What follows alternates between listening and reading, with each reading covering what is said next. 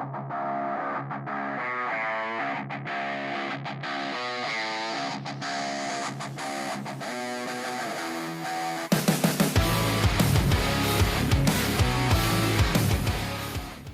we're ready to go, right? Yes. Mm-hmm. All right. Hi from the College Alternative. Hopefully you guys are looking forward to the episode today. And I really wanted to bring on my two daughters. Do you want to say your name?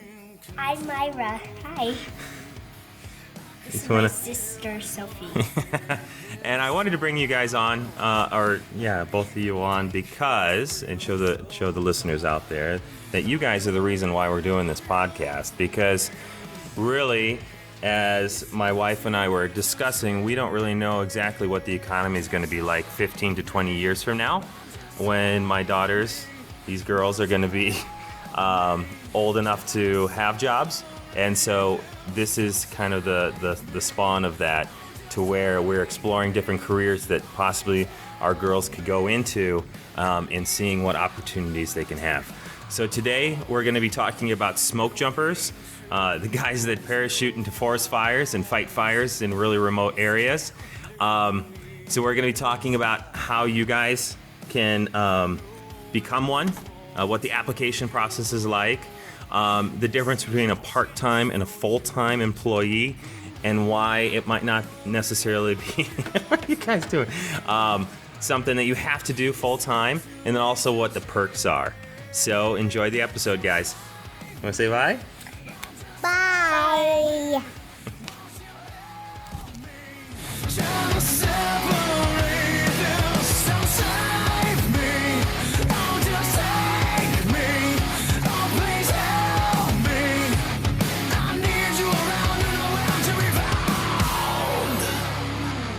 Interviews with the best in their fields, teaching you how to excel in careers that don't require traditional college. You're listening to the College Alternative Podcast. Insider tips and advice, straight from the experts. And now, here is your host, James Christian. All right, so today I'm really excited to have on with us Caleb Schmid. And I don't even really want to talk very much. I want to let you take it away here. So why don't you introduce yourself, your background, and almost more importantly, where you are right now. All right. Well, this is Caleb Allen Schmid. I'm from Kalispell, Montana.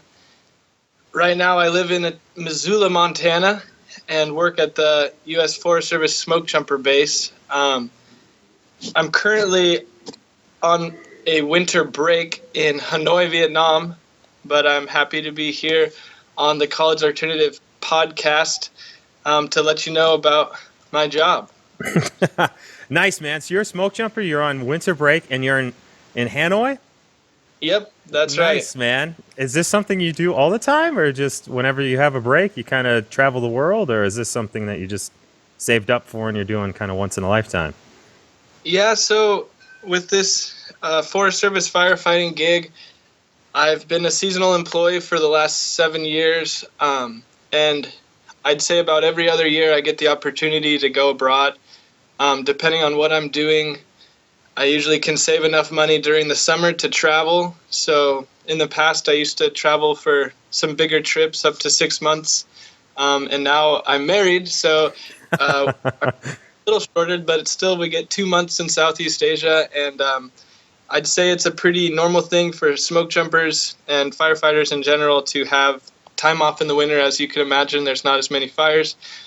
So I can get more into that later. There's definitely work to be had during the winter, but if you want, a lot of people take time off and travel, or a lot of us are big skiers, climbers, trying to find the adventure, the adrenaline you can have in the winter. Nice, man. That is actually really cool, and that's something that I'm sure a lot of people wish they could do, is, especially with a full-time job, travel the world. That's something that they're missing out on because they're just doing 5 days a week, and they never have that time off, or maybe they save 10 days out of the year to go travel. But you're saying, how long have you been traveling for this time around? This time I've been out for 7 weeks. I got about 10 more days. And yeah, I totally agree. I grew up with both my parents were teachers, and so I was really blessed to have all the school breaks and then the summer holiday for them, and that kind of created a lifestyle for me where I craved these longer breaks, and I always wondered what job could I have where I could still have a significant time off to travel and do different things I'm passionate about. Because I agree, if the 9 to 5 job didn't fit my lifestyle, so this seasonal Forest Service, and again, can be permanent, but there's a lot of flexibility in the winter for traveling and taking time off with your family or whatever. Nice. And that's what I wanted to talk about too is, and we'll get into this probably later, is you mentioned seasonal work and also permanent work there too. So you kind of have the option, I'm assuming, especially when you get more seniority, more experience, you can go from being seasonal to full-time and vice versa, whatever your, like you said, your lifestyle is. So, Absolutely. nice. So tell me, I'm sure a lot of people know, but what is a smoke jumper? So Smokejumper, we are primarily a wildland forest firefighter. We're trained on the basics of fire suppression as every other firefighter is. We get a lot of attention because really the only difference is how we get to the fire is a little more showy, I guess. We parachute out of a variety of aircraft. We have 4 different planes we use, and so 2 different types of parachutes we train on. Some people are on square parachutes, some people are on round, and we'll parachute to remote forest fires. And I guess that's the main difference is when there's a fire that needs resources that's too far away or needs resources more quickly than fire trucks or hand crews can arrive, they'll call the smoke jumpers, and we can mobilize pretty quickly and get to really remote places via parachute. But once we're on the ground, we're a wildland firefighter. That's what we do. We work with all the other resources to suppress the fire. Nice. And so I'm assuming, is that why you guys were formed, is because you were able to more rapidly deploy to areas than, say, ground crews? Yeah, in the 40s, the military was developing a lot of parachute technologies, and we were experiencing in the U.S. a lot more wildfires. There had been a kind of a motto of full suppression on every fire, and as we know now that wildfire is good for the forest and it's a natural process that's very necessary, and so as we suppressed all the fires, the forest accumulated more fuels, and then when fires would start, they were more vicious and they were burning down towns and they were becoming a big problem. So they were just looking for alternative ways to get to these fires more quickly. And with the technologies developed by the military, we got some of those round parachutes and started jumping that early and found great success getting just a few people to smaller fires. Being able to catch it when it's 1/10 of an acre is a lot easier than when it's 10 acres or 100 acres or so. So it started developing into what it is now. Nice. So how many people do you typically jump with then? You said kind of small units. Is it like 3 or are we talking 50 or? So the planes with full gear and jumpers, right now our biggest plane can hold about 12 jumpers. That's with all our cargo. So we'll take out a plane load of 10 to 12 on average.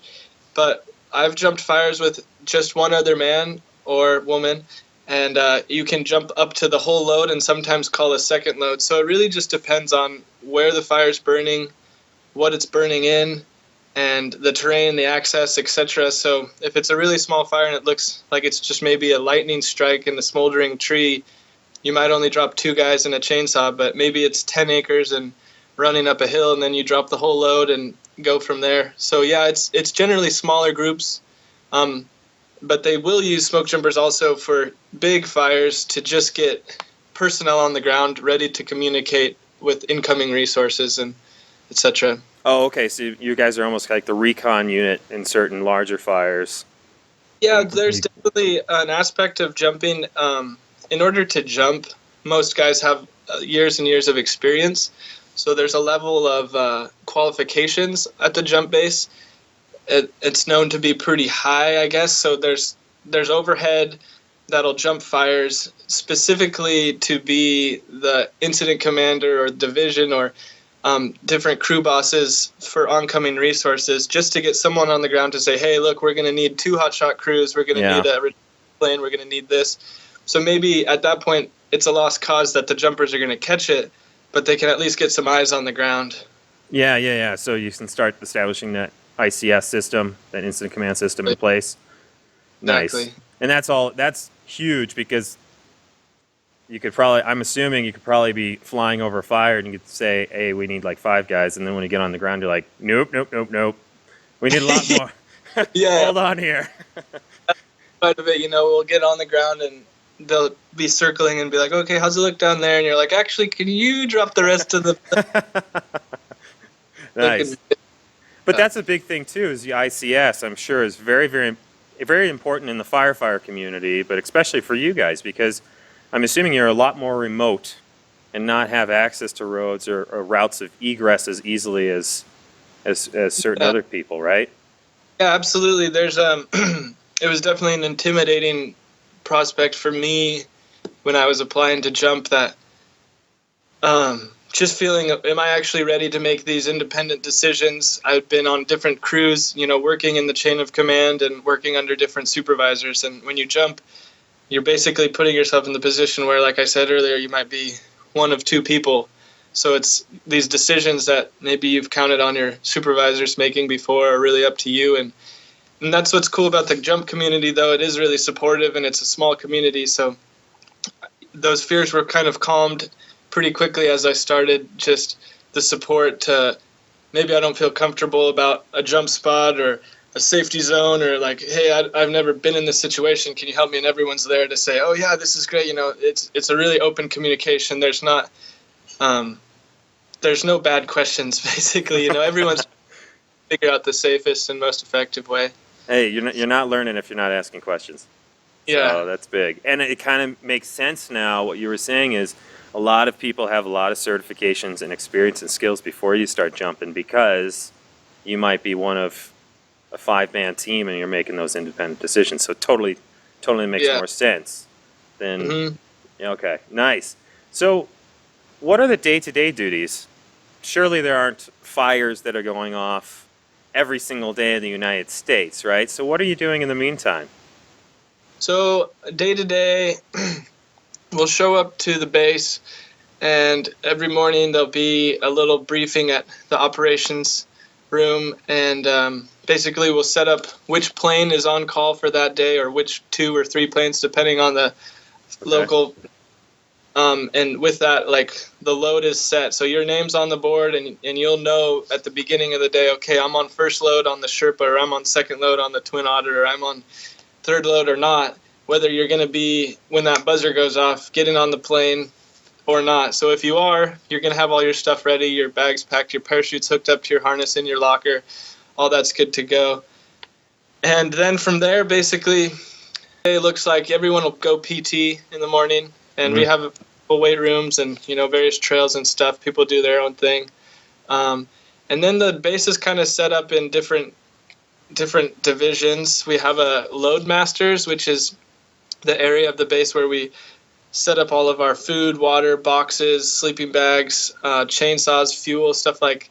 So when we're in the plane, we have our personal gear bag strapped to us, our reserve, and our main parachute. In our personal gear bag, we have headlamp, hard hat, radio, GPS, food, and water for the day. But all of our real tools like our chainsaws, crosscut saws, Pulaskis, fuel, torches, everything like that comes out after we jump in little paracar. Or like extended operations, or like more food, or we'll hit the jump spot, and then the plane will circle, and they'll kick us out our chainsaws and some food and water for the next. We've set up boxes for 2 people for 3 days with a sleeping bag, water, and food. That way, if after 3 days you're still there, you can call for more supplies. But so load masters, that would be a place in the base where you can spend all day just creating these food boxes, choosing. We have a big pantry, we have the list of what food 2 people can eat in 2 days, and we get creative. Do you cherry pick the food items? Some bases will literally make their food boxes and write their name, like, this is going to be the food box.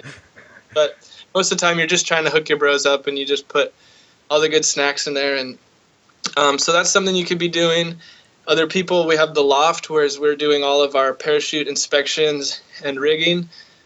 So we all are trained to pack our own parachutes, including the paracargo chutes, the reserve chutes, and stuff like that. And there's various levels of rigging masters and supervisors, and you have to go through a variety of trainings to get to a rigging point. But that's another place you could be working on parachute repairs, sewing them, or packing chutes.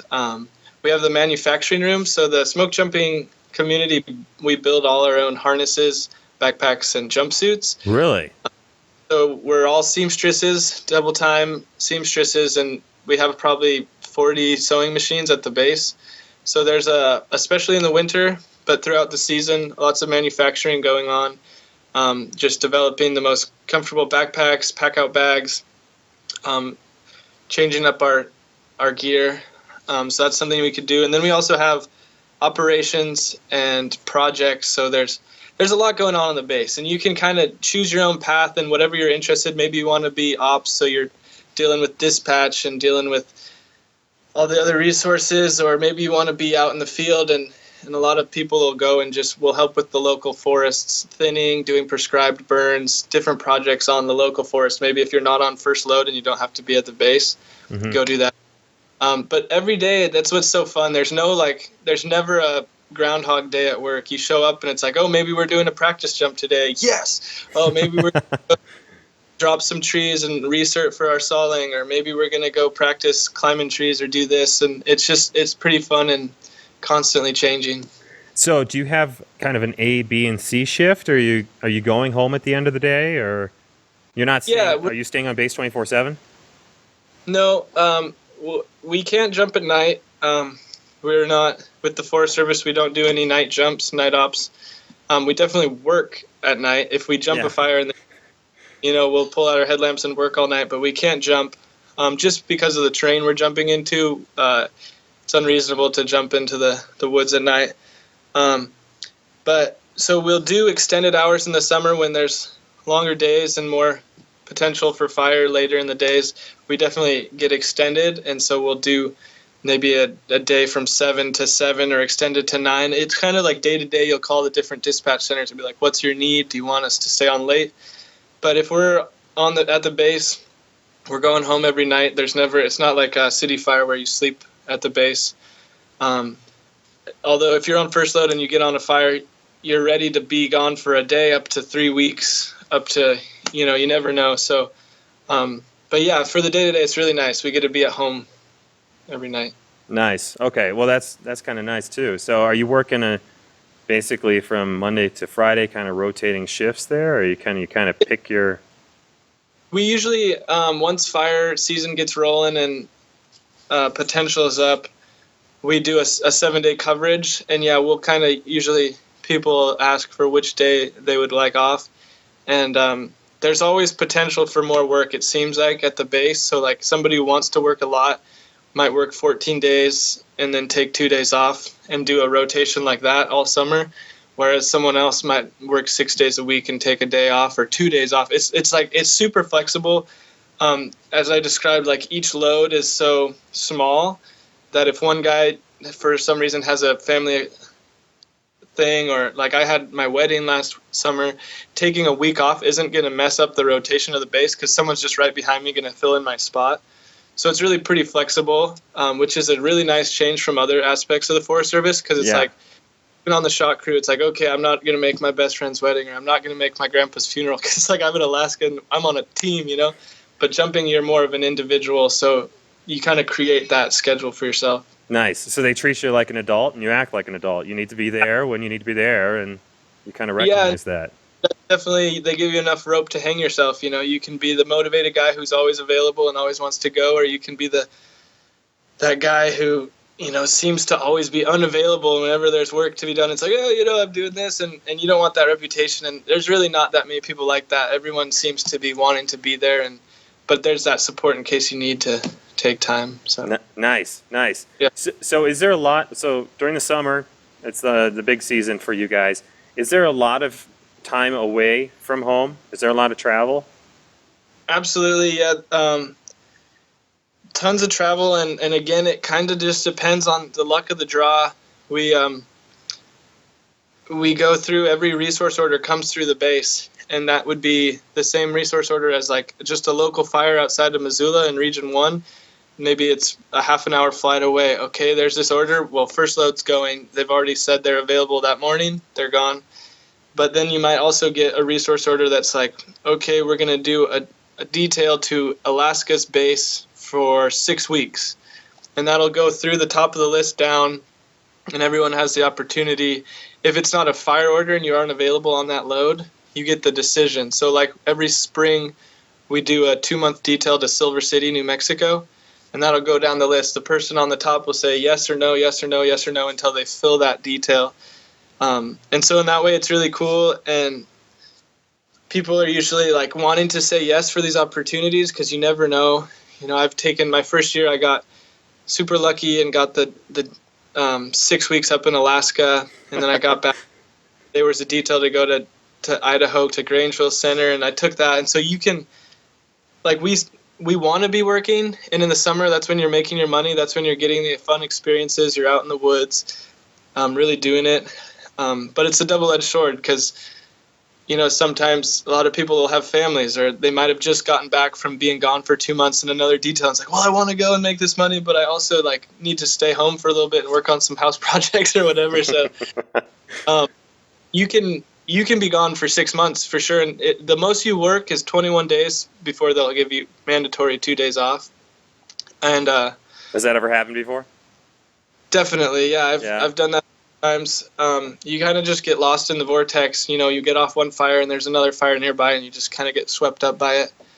But I guess the romantic idea of smoke jumping is that you're jumping these small fires. So technically, like, you could jump a fire, be on it for 3 days, put it out, hike out to the nearest road, get a road ride back to the base, go home, see your family, shower up, go back to work the next day, get back on the load, jump a fire, be gone for 2 days, come back, be there for a couple of days. So it's just like I said before, it's just so changing and so fun to never really know what's going to happen. So let's talk a little bit about kind of your salary or how you guys make money. So I mean, is it hourly? It's an hourly job then? Yeah, so they kind of put out a basic salary so you get an idea, but really, yeah, we're at hourly rate. Jumping, when you get it, your first job jumping, all rookies start at temporary GS5 positions unless they're detailed. If they already have a permanent job somewhere else and they detail in, I don't know how that transfer happens exactly, but... Oh. Uh-oh. Did we lose you? It's like locked up. Nice. Well, it's probably the weird Wi-Fi international... No worries, man. No worries. So, okay. So I can crop and make you sound amazing. So no worries about that. Okay. I'll get right back into it then. I actually wrote some things down on here. They say the salary for a temp 5 starting is 28 to 36,000. So that would be like roughly what you might expect your first year. The thing about firefighting though that's so crazy is the amount of overtime that you can rack up in a summer. When you're in a normal summer, I'd say we average about 800 hours of overtime in 5 or 6 months. Holy moly! Okay. One of my seasons, I made like 1,200 hours of overtime in 6 months, which 1,200 hours is basically 40 hours a week for 6 months. So you're working, you know, as much as you would in a year in a normal job in 6 months. So you can make 80 hours a week, and that's how it adds up. So they might say your salary is $15 an hour. You're going to make about $30,000 that first year. But if you're like this year, I'm a temp 6, so my hourly rate's $17.26. But then with overtime, that's time and a half. So I'm making $25, $80, like $26 an hour. And then when you're on a fire, you get hazard pay. So that's another quarter of your pay. That's like another $4 something. So that just all of a sudden now my hourly rate is $30 an hour. And if you're working a 16-hour shift for 7 days on a fire, you're just loving it. And even though you're away from home and all that, you're like, okay, well, this is my time. If I want to be traveling in Vietnam this winter, this is my time to work. But see, that's totally why I want to interview guys like you, is because what you see on paper on the job announcement can be completely different than the actual details of the job, especially salary, like you're saying. Yeah, absolutely. You see that number, that base number as a temp 5, at 25 entry and you're thinking like, man, I can be better as a waiter, or like, I don't know if this is the job for me, but It's totally when you get that overtime in there, makes it all good. And as we discussed kind of at the beginning, hold up. Yeah, you can take that. Need it? So you have the opportunity to work through the winter also.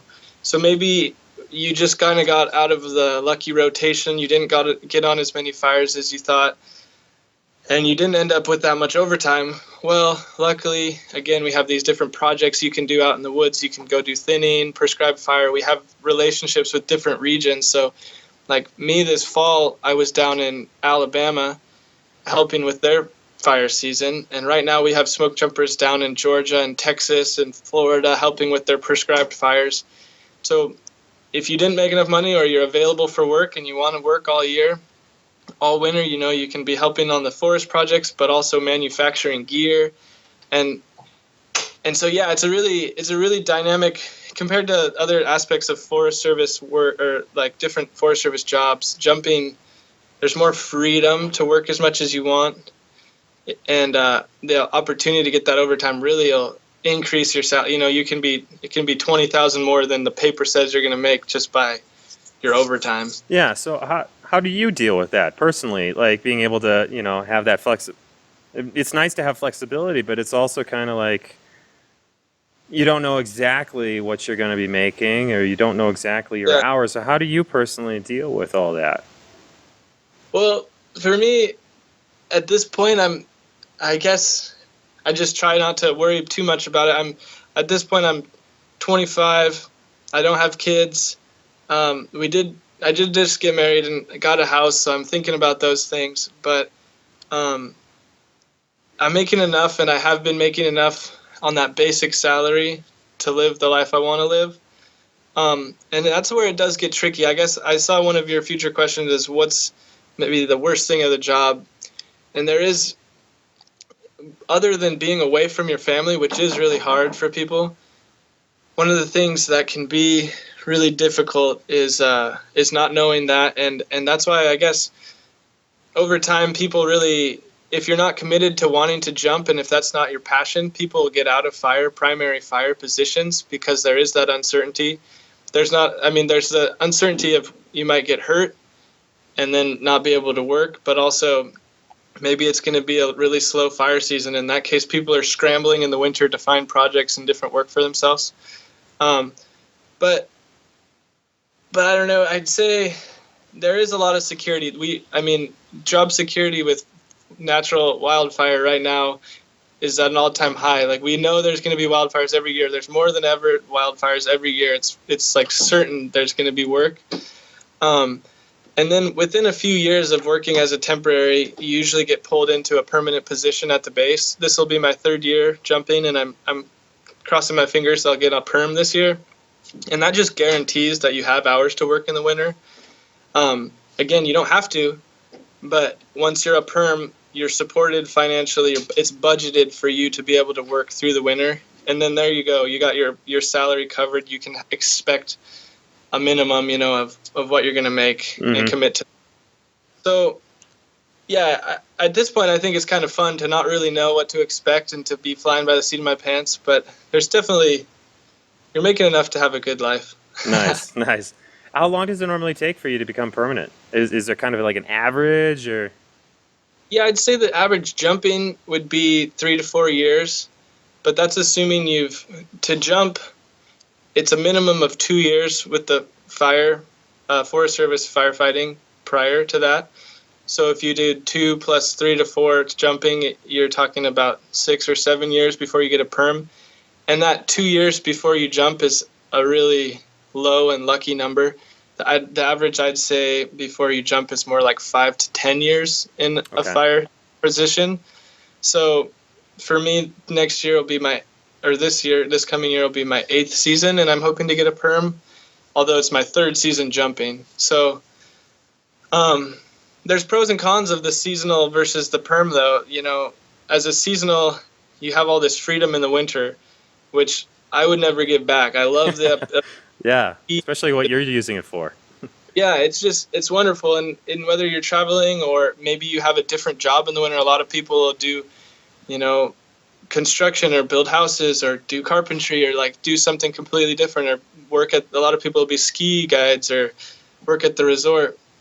So that seasonal part is fun, and you're actually making technically more money on your day-to-day paychecks, because when you become a perm, then you get your health insurance and your retirement and your life insurance and all these different things that are pulling out, which is like the big give or take, because there's slowly more options available for seasonals. We now can get health insurance, but we can't pay into the life insurance or retirement programs that the Federal Forest Service has. So you're not contributing to TSA or anything like that? Right now, I do take out health insurance, but like I have a private retirement going on. So next year I would get into my retirement, Forest Service retirement. So yeah, there's pros and cons of both. Okay. Nice. So you were saying you have to have minimum 2 years of firefighting on a ground crew in the Forest Service before you can apply? Yeah, there's a variety of crews. So we have our engine crews, our hand crews, we have helitech, and that can be either just a helicopter crew or a helicopter rappel crew. And then there's also hotshot crews. So there's a variety of different fire-specific positions. And yeah, the jumpers, the training foremen like to see that you have at least 2 years of firefighting under your belt. And I'd say about 99% of the jumpers have been on a hotshot crew. Hotshot crews are just great for getting the variety of experience. You travel a lot, you see different terrain, different fuel types. You're working in a higher intensity environment generally. You get to see the chain of command and the decision making. I did 3 years on a hotshot crew in California, and out of my 9 people in my rookie class, every single one of us had been on a hotshot crew except for one who did 2 years of rappelling after 3 years on an engine. So like, there's a variety of ways to get that experience, and there's often, that candidate who's just outstanding in so many ways that maybe he's only had 2 years on an engine or something, but they really want him, and everyone gets so much education in the base from our training that we bring everyone up to the level they need to be at. But there is like I think it's more self-controlled, really. Like, people feel like, oh, if I'm going to jump, they want to make sure they're confident in making these decisions. So it's kind of like I didn't even apply until I felt more confident in my abilities as a firefighter. And so what's that application like? Is it just you apply on usajobs.gov, or do you kind of talk to somebody, or? Well, so yeah, the basic thing is usajobs.gov is where you get all your Forest Service positions, application numbers, and stuff like that. But 100%, absolutely the best thing to do when you're applying for any Forest Service job is to go and contact the districts where you want to work, where you're interested in working, and actually have a face-to-face, at least a phone conversation. And if it's a phone conversation, probably several phone conversations. If you can't get that face-to-face, that's by far the most valuable thing, is when you're searching for jobs, kind of decide, okay, where I'd want to work, where I'm looking at, and then reach out to those people. Because even if you have the most amazing resume, if they don't know you and they haven't seen you, they've had hundreds of other guys walk through the base and say, like, here I am, this is what I'm good for, this is what I do. And they start this relationship like, okay, I know Johnny's going to be good, and then Jim's maybe good on paper, but they don't know. So I'd say my advice is definitely reach out, try your hardest to go and have a face-to-face. The bases are so welcoming. You walk in there and they'll show you around the different zones, loadmasters, loft, everything. And everyone's super friendly and welcoming, and that face-to-face is really going to give you that heads up. And the other big thing is just those references. That's the first thing they'll do when they see your resume, is they're going to call your references, and they want your reference to say, yeah, this guy's solid, he's honest, he's hardworking, he's going to do the right thing when no one's watching, he's a leader, you want him on your crew. And getting that solid reference and then a face-to-face, you're going to have a huge chance to jump versus just throwing your application out and hoping for it. They couldn't tell your name from the other guy if it's just on a piece of paper. Yeah, Exactly. versus the actual face. Yeah, that's Exactly. huge, man. That's huge. But what? Okay, so what certain skills are they looking for? Yeah. Are you looking for EMT certification? I'm assuming you're not. Unlike certain paramedics on fire crew, on a fire department typically. But what are you looking for? So I guess what I was saying earlier, what I was alluding to, it's for jumping. You need to have that basic awareness of what wildland firefighting is, and with that, honestly, the small groups that we work with and the dependency on each other that we have, the character that you are is like one of the most important things that they're going to look for. That honesty, that enthusiasm, the work ethic, those are things that are going to sell you to the job way more than any quals you have. Although it's going to look really good if you have an EMT, it's going to look really good if you're qualified as a crew boss, as an engine boss, as a dozer boss, maybe you're a sea faller. These different qualifications that you can get through the Forest Service, they're definitely going to bolster your resume and make you more appealing. But I guess it's almost like a new generation thing, because my rookie class was generally a little bit younger, like later 20s, early 30s. And a lot of us, I mean, showing that you're enthusiastic and that you're going to, above anything, just want to be there and want to learn is going to really want them to hire you, make them want you to hire you. Yeah. More than anything else, because they see that it's like the old saying, rather teach you the right way than break your old habits of the wrong way. Yeah, that takes even twice as long, 3 times as long. Oh, I know how to skydive, I know how to paraglide, I'm all this, all that, and they're going to say, well, that doesn't matter because how we do it in the Forest Service is how we do it here. And so I think maybe as a younger firefighter with less years of experience, such as I was, I went and got my EMT, and I thought like maybe that'll just show them that I am motivated, that I do want to learn. Yeah. But absolutely not necessary, because as soon as you get hired, they're saying, okay, what kind of training do you want? And they're paying for you to take these advanced trainings. In the winter, it's like last year I took 7 different classes through the university that were like week-long classes. They're saying, okay, you want to learn how to be an engine boss, you want to learn how to climb trees, you want to learn how to rappel, they'll pay for your EMT. They're there to support your growth once you're hired. So I kind of was like rolling my eyes like, okay, I went and paid this much money for my EMT, but then as soon as I got hired, they were like, who wants to get their EMT? So it's if only that thing. I'd known. Yeah, you want to have a good resume, but I'd say the motivation, enthusiasm, work ethic, those things are more important.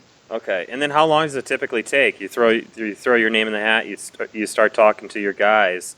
Is it pretty quick turnaround from throwing application in, or is it a typical government application process and it takes about 2 years?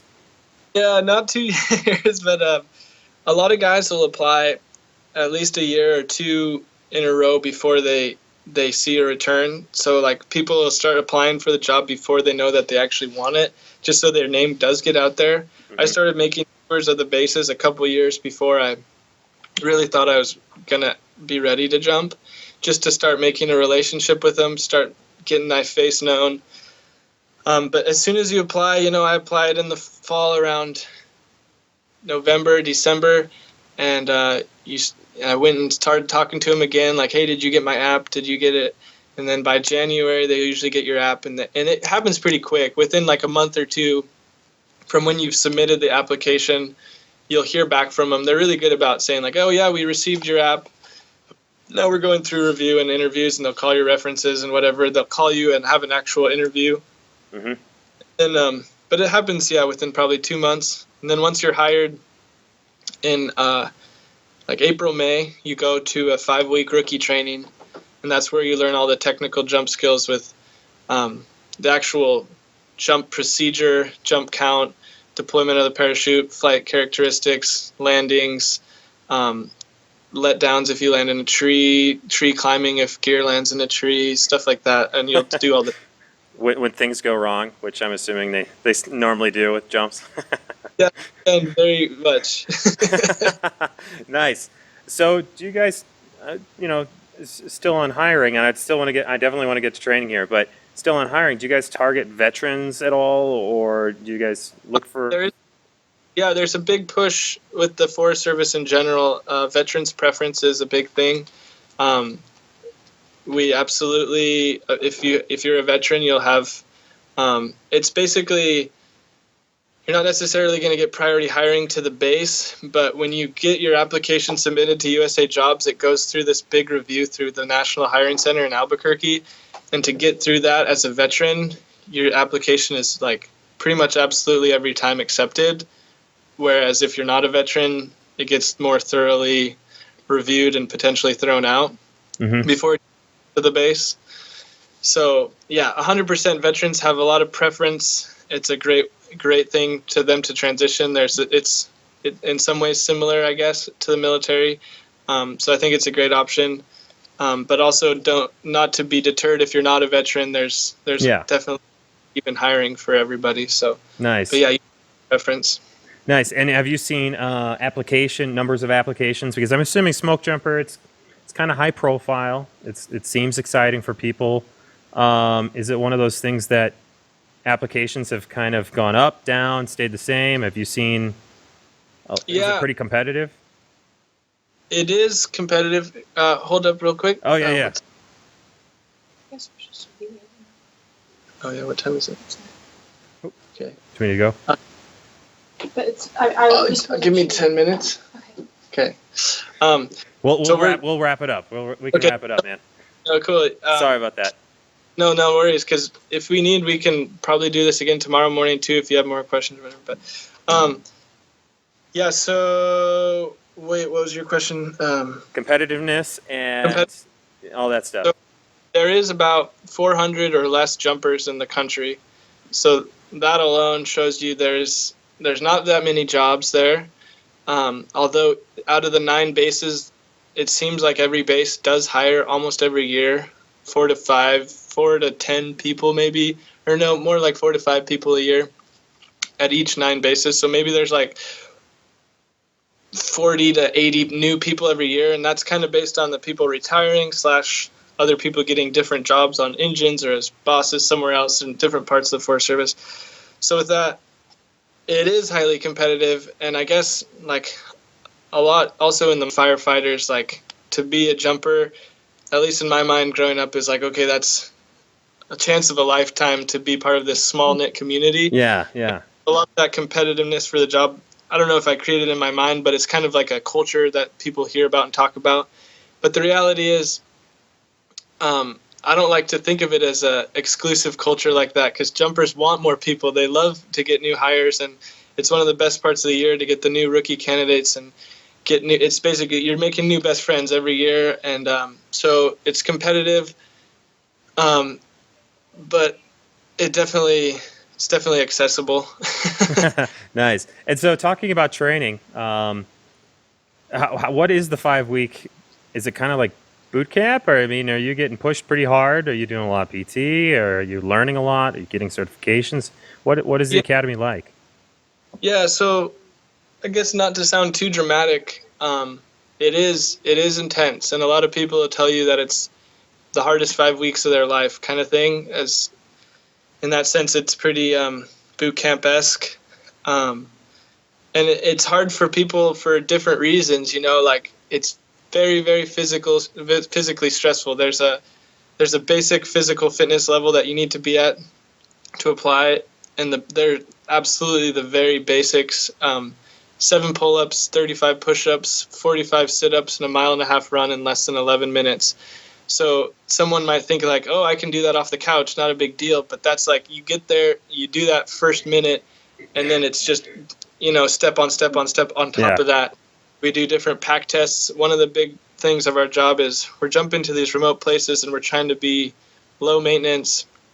So a lot of times we'll do these big pack outs where you take all the gear you jump with and you'll hike to the nearest road, sometimes 10, 20 miles away, to get picked up by a crew member and taken back to the base. The only place where that's different is kind of like Alaska. If you're jumping so remote, you're never going to hike to a town. Yeah, there's no way. Get picked up in a helicopter. But so these pack outs are something we train for too. During rookie training, we'll do various pack tests where we'll fill up backpacks and go on hikes. But yeah, it's divided into, that first week's pretty, they try to maintain a discipline throughout the training that is creating a level of stress, because they do want to test that everyone's going to be able to perform and make good decisions under stress. So in that sense, it's kind of like boot camp, because there's a high stress level and a low tolerance for like any sort of complaining or like weakness kind of thing. So because they want to, show you realistically, like, you're going to be out here working hard. Can you handle this? And so they're kind of trying to break that for that first week. People will wash out because of maybe physical incompetencies or mental incompetence, like being. Yeah. But then very quickly, you get right into that training, and there's a lot to learn. Like I was saying earlier, you learn how to do tree letdowns where you're rappelling if you land in a tree, or spur climbing up trees. All the procedure from exiting the plane safely to the jump count to deploying your parachute to malfunctions. If you were to have a problem, what you do, deploying the reserve, and then flight patterns, choosing a landing spot, and all that stuff just becomes really fun. For rookie training, we had 24 practice jumps in a period of about 3 weeks. So we were getting 2 jumps a day. Yeah. And you show up and you're like running and doing push-ups and doing all this other stuff. You're still getting to jump, and you're just like, this is what I want to be here for. This is awesome. So it's like, love it and you hate it, because you get home and you're exhausted, but you feel like you're learning so much every day. Nice.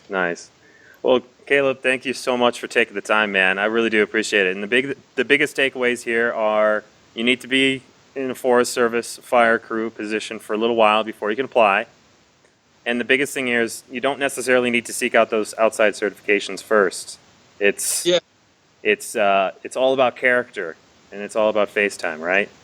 I would say that, yeah. I think if anybody here listening wants to jump, by all means, go stop by a base. That's your best first step, is stopping by a base. There's 9 of them. You can Google them. I don't have to say them. And as soon as you walk in there, everyone's going to be there to help you. They're going to say, oh, what do you want to do? What's your experience? And they're going to help you, even if you haven't any Forest Service experience, help you get on a crew, an engine crew, a hotshot crew. And as you do that, you start developing this relationship. And as on that crew that you're on, the hotshot crews, tell your boss, hey, I want to jump. Like, what can you help me do to prepare me to jump? And keep that communication. And I mean, nobody's jumping because they don't want to be jumping. Yeah. Like, some jobs you think people are working because they want to make money, but jumping, you want to be there to have fun, you're jumping out of planes, and you're putting out fires in the woods, and it's just such a good group of people. Welcome everybody. Nice.